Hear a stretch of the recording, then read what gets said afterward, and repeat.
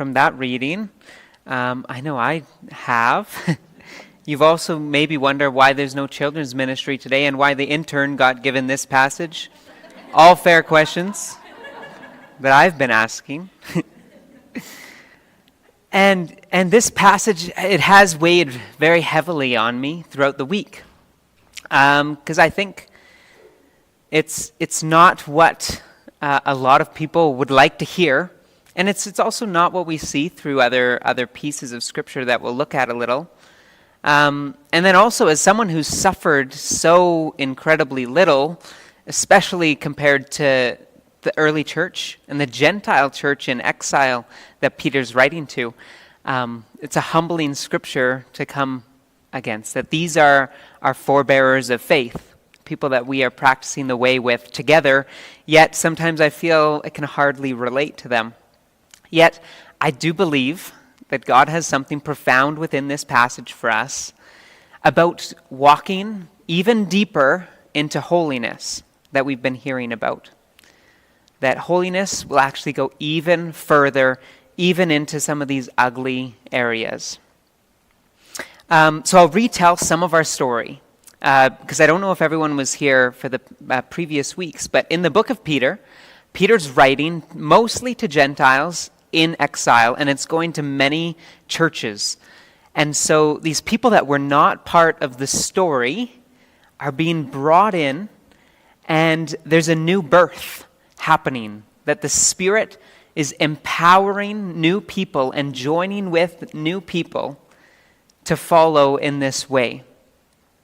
And they are unified under this with a newfound and shared identity, that they now share an identity with one another that they didn't expect.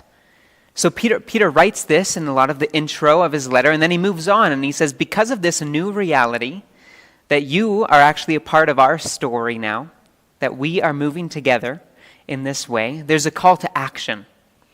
And Peter begins talking about holiness, calling them to get rid of all deceit, hypocrisy, jealousy, and slander. And there's a shift from the old desires towards something new that's happening, holiness. And this involves discipline, as seen on the screen there, and setting our hope in Jesus and not always on the present moment. A lot of new realities are unfolding.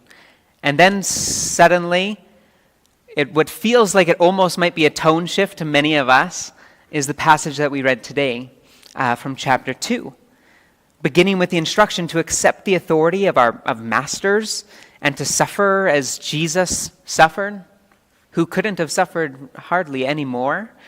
It's a sobering passage to read, and it begs for some background, so I'll give us a little background before we consider some of the implications and some of the whys of why didn't Peter write this or why didn't he write that.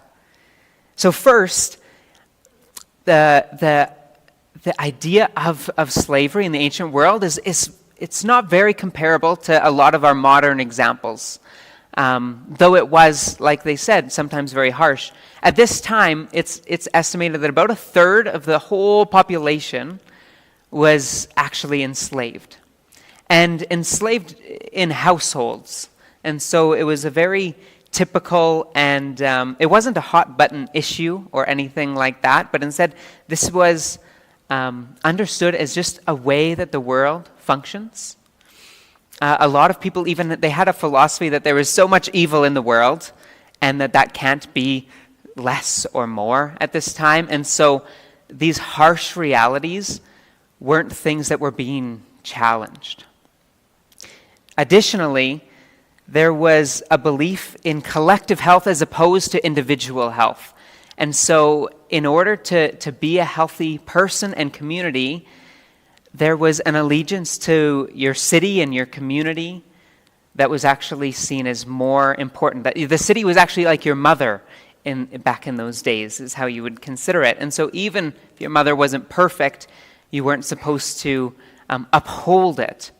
And so Peter was wrestling with that too. And then the other thing is that everyone thought in this age Jesus was coming back right away, that he was coming back within our lifetimes.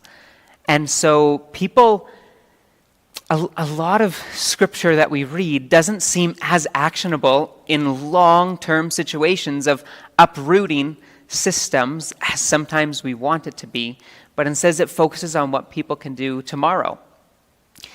And that's worth actually wrestling with a lot, I think, is sometimes these passages feel like they fall short, but then again, it is hard for us to put us in the shoes of these people from today's standpoint. And so Peter's not overtly challenging anything in this letter. It's not really actually, he's not making much of a statement at all in this letter per se. But if you look at a different letter, like Philemon, we see God's heart in a different way, that letter is a lot more direct.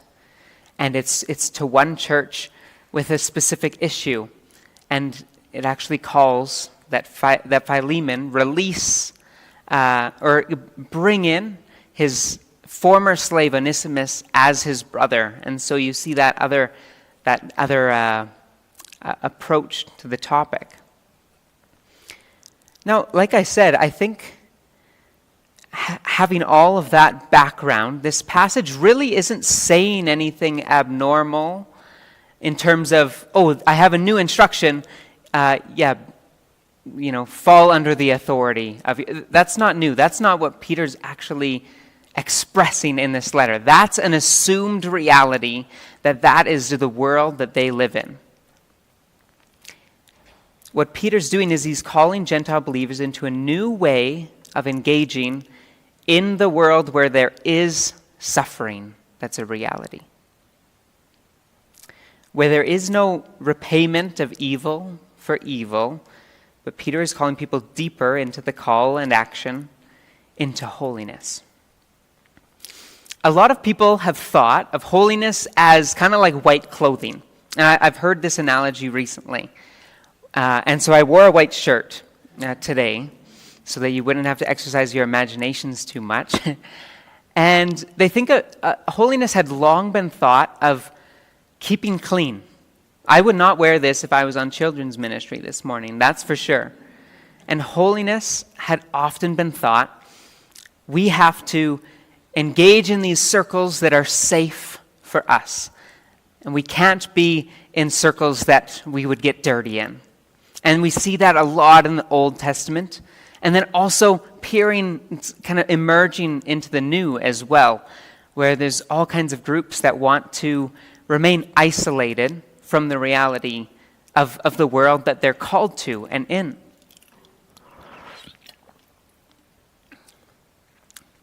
But in this case, with Jesus as the example, Jesus is the perfect embodiment of holiness, this idea of living differently, this higher moral code. And Jesus didn't seek in like this purity that he was worried of being defiled by the world, but instead he ate with tax collectors. Jesus, who touched the unclean leper and the bleeding woman, who surrounded himself with people that others thought would defile him. And in the midst of all of these people, Jesus did receive abuse in the world that he was in. And he did receive, he was treated poorly and he was crucified. Yet, he suffered while doing rightly, and he didn't return evil for evil.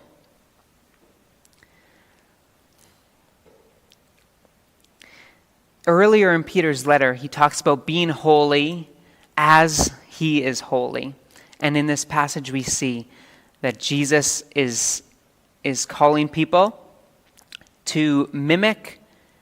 Peter is calling people to mimic Jesus in their holiness all the way into the dirty parts of the world, where their holiness will feel like their shirt feels like it's being stained.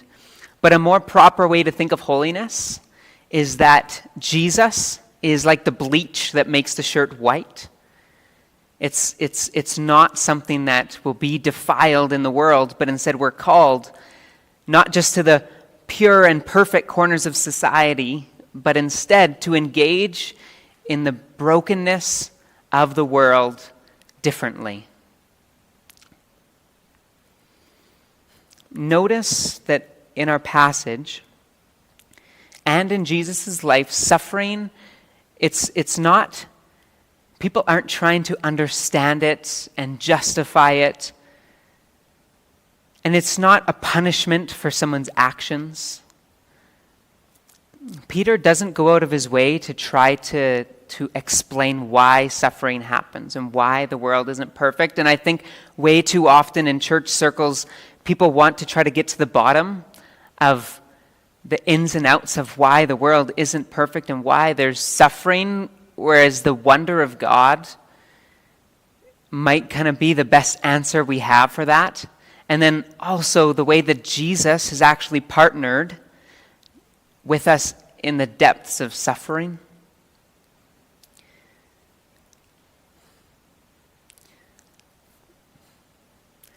So it's still good news. It's not the good news that people hoped, that this holiness would mean there is no more suffering, but that there's now hope in suffering. Peter is placing their suffering into a new story. They've been grafted in and brought into the story with the Israelites in the Old Testament, that God is partnering with people in the difficulties of their life. And he's calling them to repay evil with blessing, to be an unlikely blessing to others. I'll invite the worship team back up for another song.